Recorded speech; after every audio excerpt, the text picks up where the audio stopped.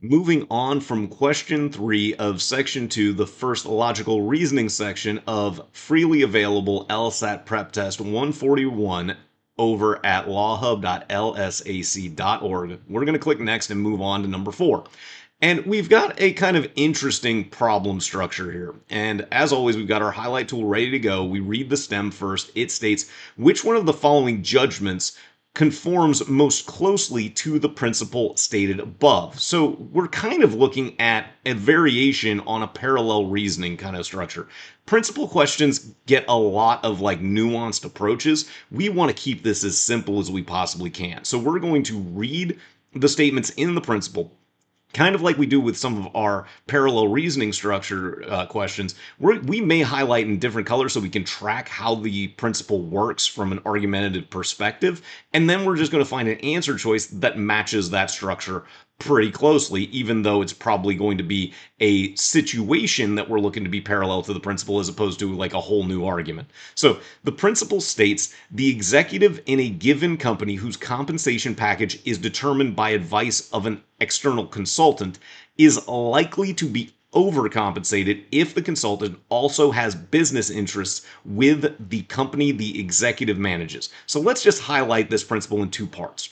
We've got the executive in a given company whose compensation package is determined by advice of an external consultant is kind of the first statement of a kind of almost theoretical conditional. We do not want to diagram this, though, of course, because that's just not efficient in the modern digitally administered LSAT era. But then we'll highlight in different color, this nice yellow, that consultant, or sorry, that executive is likely to be overcompensated if the consultant is basically biased. So we need to go find an answer choice wherein there's a circumstance that you're going to have overcompensation because of a biased recommendation from some consultant, theoretically. So we've got our highlight tool still ready, and we're going to the answer choices looking for something that matches these two statements we've got in orange and yellow from the principle on the left-hand side. Thank you for watching this LSAT explanation video. If you're enjoying the tips that it contains, please consider becoming a My Guru YouTube channel member if you haven't already done so. You'll get access to exclusive videos and early access to new LSAT explanation videos as they're produced as well. Additionally, you'll get access to speak with me and potentially discounts on live tutoring as well. So consider becoming a My Guru member today, but for now, let's get back to this explanation. Choice A reads, the president of the Trosco Corporation is definitely overpaid. Well, definitely overpaid. It says likely to be overcompensated. So definitely overpaid is already extreme. And you can make these answer choices go a little bit more quickly if you're assertive in this statement. And I don't really even need to consider anything else, even though the average employee's salary is not at issue in the principle at all. So there's a couple of reasons to eliminate A. And again, depending on how quickly you need to move through some of these earlier questions based on your score target, you might have been able to eliminate A without as much scrutiny as we just gave it. So we'll just scroll on down, frame up the remaining 4 answer choices, knowing that A was wrong for a couple of reasons. B reads, the president of the Trosco Corporation is probably overpaid. Okay, maybe that's a little bit better. Since his total annual compensation package was determined 5 years ago when the company's profits were at an all-time high. Well, it's not about when the compensation package was made. It's about who made the compensation package. So we should be able to eliminate B is, again, just not matching the information in the principle on the left at all. Then choice C, the president of the Trosco Corporation is probably not overpaid.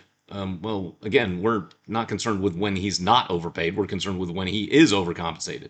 So, and again, you can kind of see that there's a pattern. We're consistently talking about the president of the Trosco Corporation. So all 5 of the answer choices at this point can be kind of assumed to be of a similar structure. And we're, again, concerned with when there is overcompensation. So if I'm being aggressive in working through 4, I might not even continue at this point. But of course, for the purposes of this video, the president is probably not overpaid since his total compensation package was determined by the Trosco Board of Directors. Okay, the Board of Directors, they're not in this principle at all. And without retaining the services of an external compensation consultant. Okay, this is almost, if you were thinking about this conditionally, a direct improper negation. Again, we don't really need to consider this conditionally, but we know that if I'm in Austin, Texas, that means I'm in Texas, right? If I'm in Austin, Texas, I'm in Texas. But just because I'm not in Austin, Texas doesn't mean I'm not in the state of Texas at all. So choice C is just a completely incorrect conditional inference, and we should be able to eliminate it. And again, on the actual exam, you probably don't give it quite that much scrutiny. And then choice D, the president of Trosco Corporation is probably overpaid. Okay, we like the probably overpaid part, so we'll highlight that right here. Whoops, got a little bit too big there. Let's just clear that out a little bit. So we'll just highlight probably overpaid. Since the Trosco Board of Directors determined his compensation by following the advice of an external consultant who has many other contracts with Trosco, well, that's exactly what we kind of expected from the principal, so we should be able to proactively select D as being a good match at this point. And then choice E, the president of Trosco Corporation is definitely not overpaid. So again, definitely is going to go too far. We're not concerned with when this president is not overpaid.